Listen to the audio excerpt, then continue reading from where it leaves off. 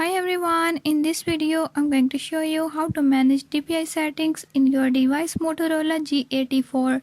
In this device Motorola G84, I'll show you how you can do it.